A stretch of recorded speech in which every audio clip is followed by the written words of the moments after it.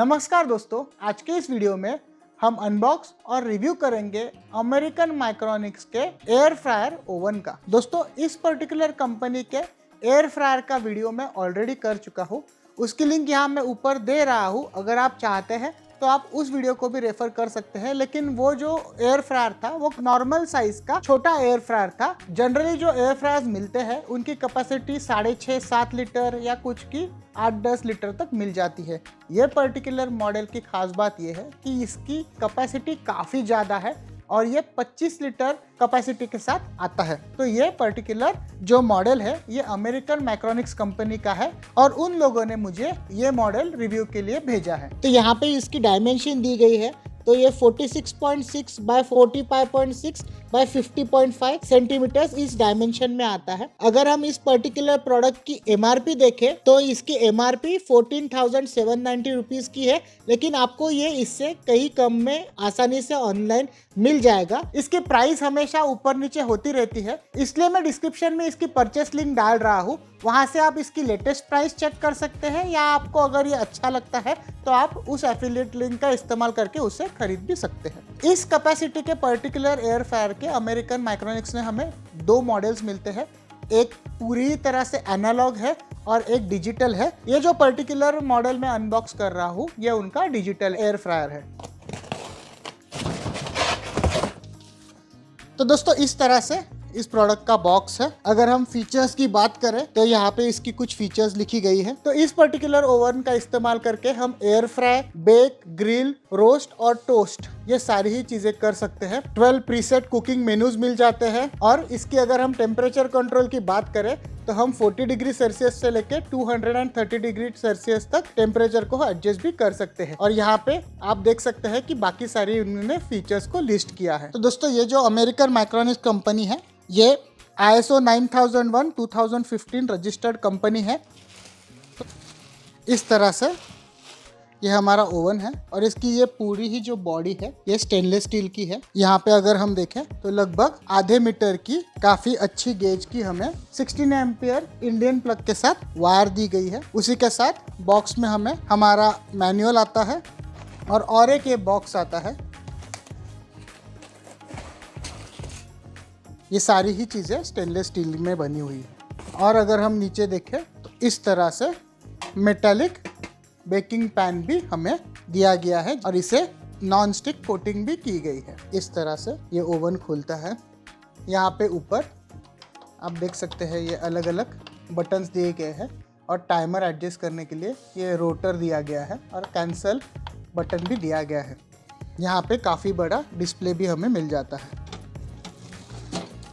अंदर पैन दिया गया है जिसमें एरो दिए हैं जो हमें इसकी डायरेक्शन को दर्शाते हैं और हमें इसे सबसे नीचे रखना है ताकि जो भी हमारे क्रम्स है, जो भी कचरा है वो इसमें गिरे और इसे हम आसानी से क्लीन कर सके।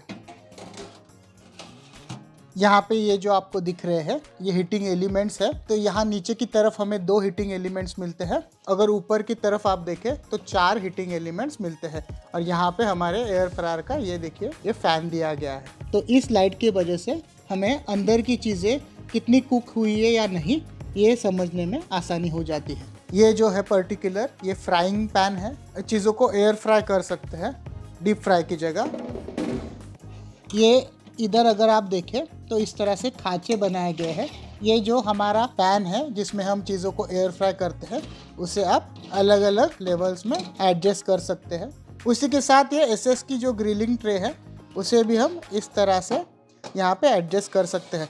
यहाँ पे हमें ये हैंडल दिया है और ये अलग अलग एंगल्स में खुलता है और आप चाहे तो इसे पूरी तरह से फ्लैट भी खोल सकते हैं। यहाँ पे इसे उसके लिए खांचे दिए गए हैं। ये सिलिकॉन गैस्केट भी दिया गया है। ये हमारा रोसियर है। तो यहाँ पे एक नट की तरह दिया गया है और यहाँ पे एक बड़ा सेक्शन है।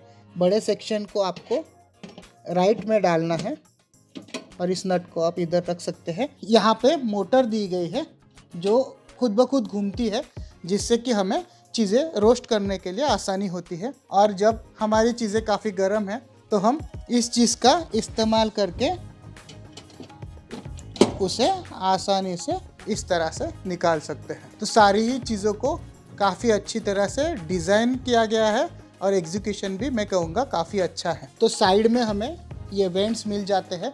ये वेंट्स दोनों ही साइड में हैं, इस तरह से यहाँ पे है और यहाँ पे भी दिए गए हैं। उसी के साथ साथ पीछे अगर आप देखें तो यहाँ भी वेंट्स दिए गए हैं और जो गर्म हवा आती है वो इस सेक्शन से आती है। आप यहाँ पे मार्किंग भी देख सकते हैं, ये दिया गया है।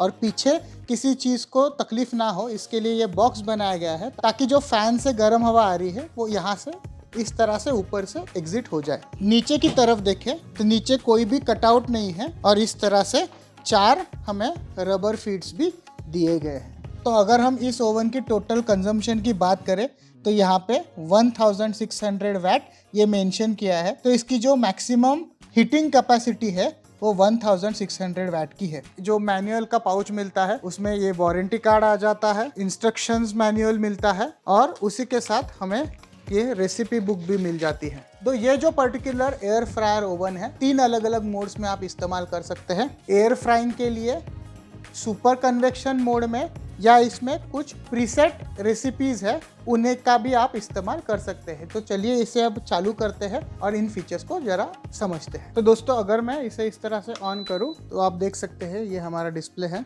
यहाँ पे ऊपर टेम्परेचर सेटिंग है, यहाँ पे टाइम सेटिंग दी गई है, यहाँ पे ये कैंसिल बटन दिया गया है। अगर आप इसे एक बार दबाते हैं तो यहाँ पे मेनू आ जाता है। इसी बटन को आप वापस दबाओगे तो इस तरह से बंद हो जाएगा।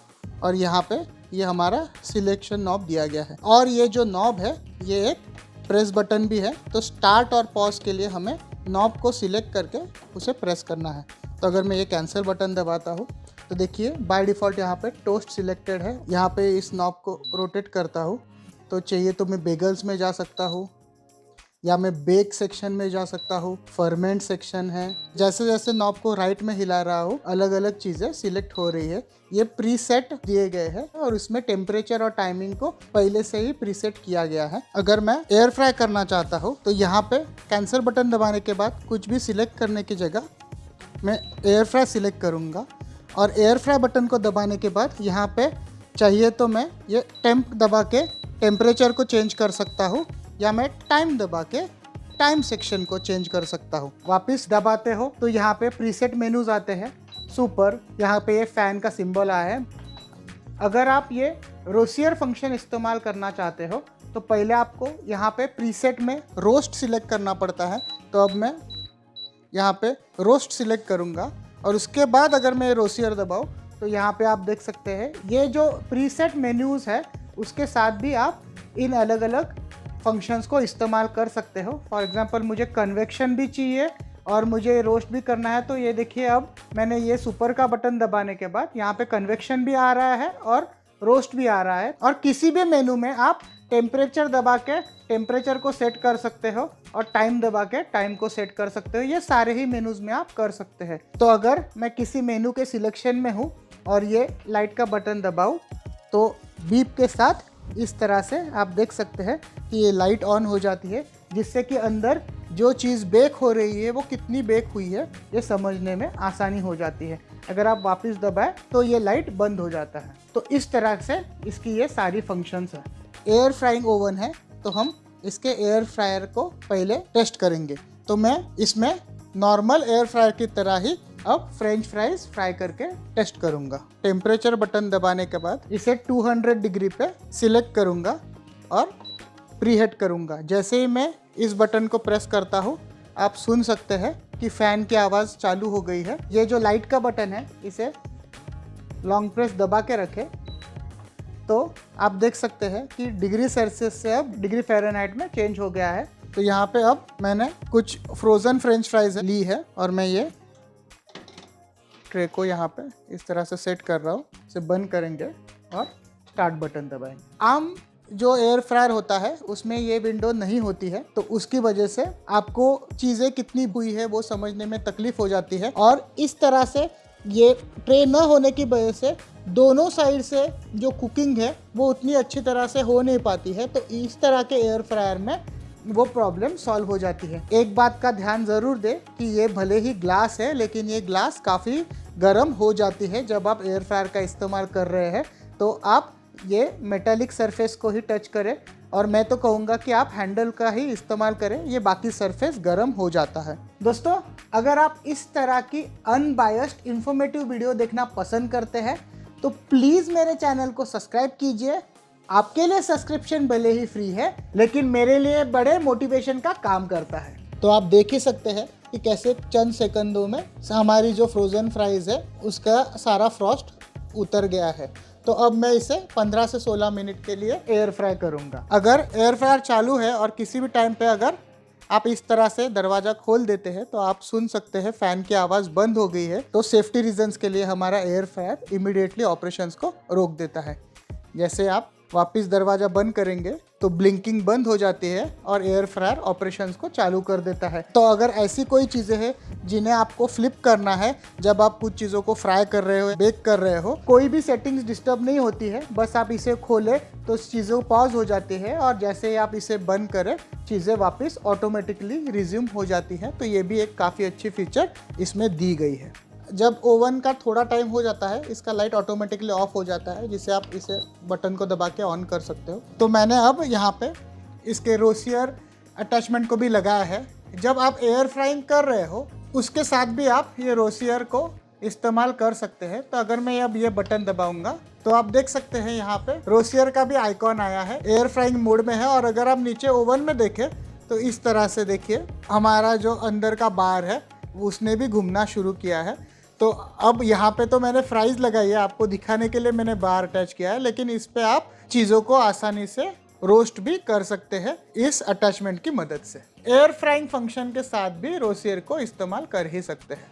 ये जो सारी फंक्शंस हैं उन्हें काफ़ी अच्छी तरह से मैनुअल में समझाया गया है, तो आप इनकी डिटेल्स उधर भी समझ सकते हैं। उसी के साथ साथ दी गई रेसिपी बुक की भी आप हेल्प ले सकते हैं।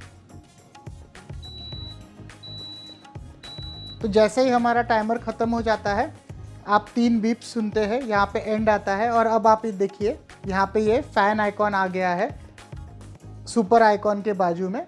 तो ये दर्शा रहा है कि हमारा फ़ैन चालू है ताकि हमारा जो एयर फ्रायर है वो ठंडा हो पाए। हमारे फ्राइज़ ऑलमोस्ट बन गए हैं। वापस 5-1 मिनट के लिए एयर फ्राई करूँगा और ये बन के तैयार हो जाएंगे। और इस तरह से ये ड्रॉवर अटैचमेंट्स होने की वजह से हमें इसके साथ काम करने में भी काफ़ी आसानी हो जाती है। तो दोस्तों यहाँ पे आप देख ही सकते हैं कि हमारी फ्राइज़ ऑलमोस्ट रेडी है। तो मैं अब कैंसिल बटन दबा दूंगा। अगर मैं अब इसे बाहर निकालूं तो आप देख ही सकते हैं कि हमारी फ्राइज़ ऑलमोस्ट रेडी है। देखिए ये ना सिर्फ क्रिस्प बनी है लेकिन अंदर से ये अभी भी जूसी है। और इस तरह से बड़े एरिया में स्प्रेड करने की वजह से ये काफ़ी अच्छी तरह से इवनली कुक हो जाती है। ये कभी कभी हमारे नॉर्मल एयर फ्रायर में जगह की कमी की वजह से नहीं हो पाता है। तो दोस्तों अगर आप लोग चाहते हैं तो मैं इस प्रकार का एयर फ्रायर और नॉर्मल जो एयर फ्रायर आता है उन दोनों का भी कंपैरिजन वीडियो बना सकता हूँ। अगर आप वो वीडियो चाहते हैं तो कमेंट सेक्शन में प्लीज़ मुझे बताइए। दोस्तों अगर आप कुछ चीज़ों को बेक कर रहे हो जिसमें आप मल्टीपल लेयर्स को एक साथ कुक करना चाहते हैं तो इस तरह से आप देखिए ये दोनों स्टैक हो रहा है। तो आप इस तरह से स्टैक करके भी इसे इस्तेमाल कर सकते हैं। मैं आशा करता हूँ कि आपको आज का वीडियो पसंद आया होगा। इस वीडियो को लाइक कीजिए, आपके दोस्तों के साथ शेयर कीजिए। अगर आप चैनल पे नए हो तो प्लीज़ मेरे चैनल को सब्सक्राइब कीजिए और मेरी अगली वीडियो की नोटिफिकेशन मिस ना करने के लिए नोटिफिकेशन बेल आइकॉन भी ज़रूर क्लिक करें। तो अगली बार फिर मिलेंगे एक नए वीडियो के साथ। धन्यवाद।